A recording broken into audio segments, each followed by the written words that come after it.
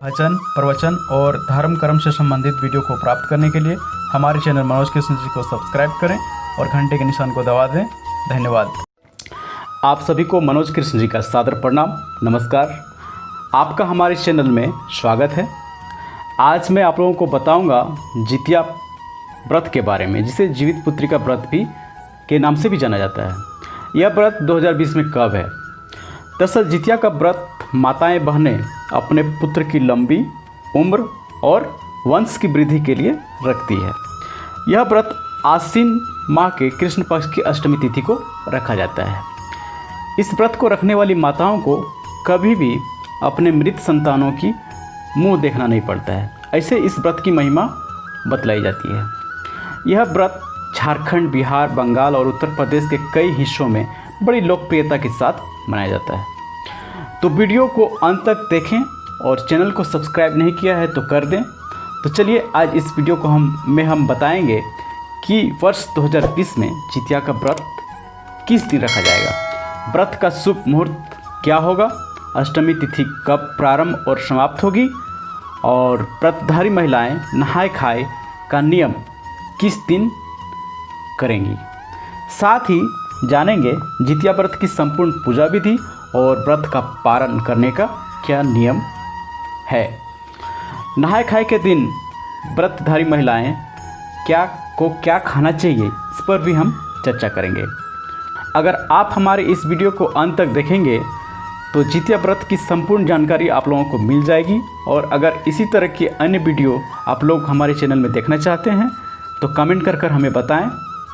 जितिया व्रत काफ़ी कठिन व्रतों में से एक माना जाता है।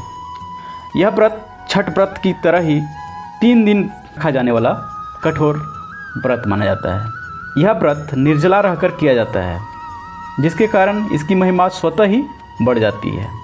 जिन माताओं को विवाह के कई वर्षों तक भी संतान सुख प्राप्त नहीं हुआ है, वे माताएं भी स्वास्थ्य और दीर्घायु संतान की कामना हेतु इस व्रत को रख सकती हैं। आमतौर पर यह कह सकते हैं कि जितिया का व्रत वंश वृद्धि और संतानों के दीर्घायु के लिए किया जाने वाला व्रत माना जाता है। आइए जानते हैं व्रत का शुभ समय या शुभ मुहूर्त क्या होगा। तो इस बार 9 सितंबर को अष्टमी तिथि प्रारंभ हो रही है रात्रि 9:46 से, जो 10 सितंबर की रात 10:47 तक रहेगी। तो इस बार हमारी माताएं बहनें 10 सितंबर को ही अष्टमी का व्रत रखेंगी। जितिया का व्रत आश्विन माह के कृष्ण पक्ष के अष्टमी तिथि को रखा जाता है। इस बार 2020 में यह व्रत 10 सितंबर को रखा जाएगा। जितिया के व्रत में नहाय खाए का विशेष महत्व होता है। इसके बिना जितिया का व्रत अधूरा होता है। आइए जाने की अष्टमी तिथि लगने से पूर्व 9 सितंबर अर्थात सप्तमी को सुबह उठकर नहा धोकर साफ स्वच्छ कपड़े पहने और मन में जितिया व्रत के पालन का संकल्प लें।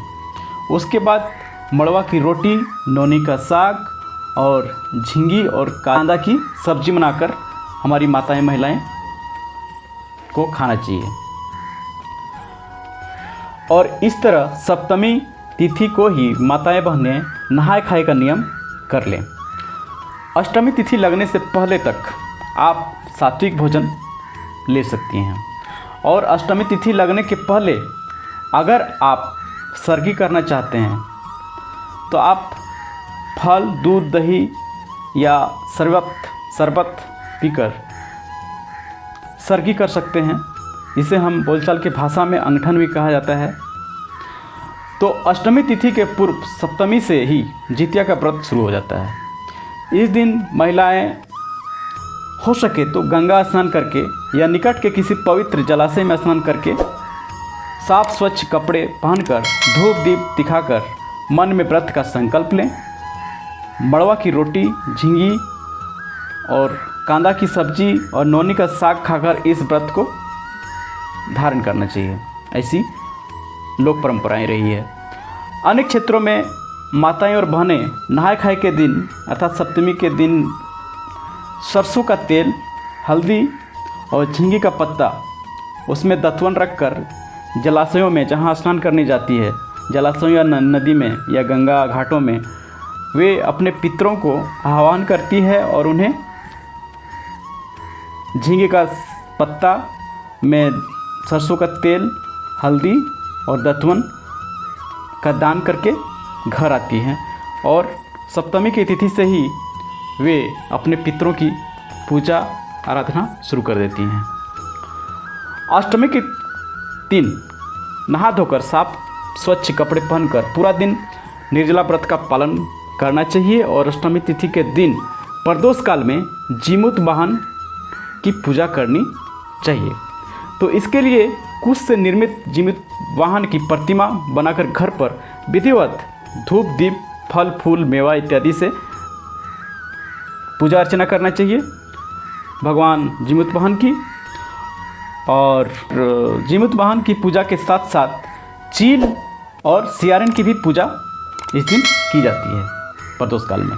इसके लिए हमारी माताएं बहनें पवित्र मिट्टी घर लाकर चील और सियार की 2 मूर्तियां बनाती हैं और उन मिट्टी के बने चील और सियारिन को लाल वस्त्र पहनाकर सिंदूर का टीका लगाकर इन दोनों की विधिवत पूजा अर्चना, भोग प्रसाद इत्यादि चढ़ाती है।